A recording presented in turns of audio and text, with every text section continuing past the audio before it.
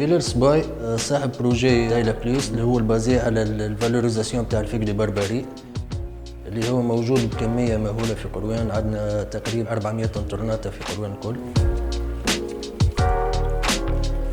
اخترنا أن نبدأ بالهندي نخدموها من الأول حتى نخرجوا منها زيت وخل. بعد الزيت نخدموا منه دي برودوي كوسميتيك ناتيرال ديستيني للفارماسي والبارافارماسي. الخل خذينا فيه ميداي دور في الكونكور دي برودوي دو تروار الاخراني، خدمناه تو عدنا منه في كارفور فرنسا. بالنسبة للصعوبات كي بديت البروجي ما كانتش المعلومة باش تلقاها سهلة. مشيت للي فاكولتي، حضرت لي كونفيرونس، وباش قنعت البنكة بقيت من بنكة لبنكة وجبت لهم دي بروميس داشا واقتنعوا في الاخر.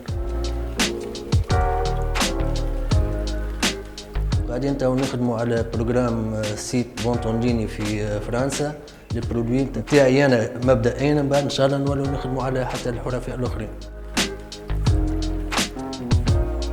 تراس عاونتني بالماتريال باش نحسن كاليتي نتاع البرودوي نتاعي.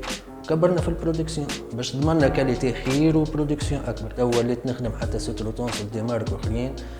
دخلت للي فارماسي.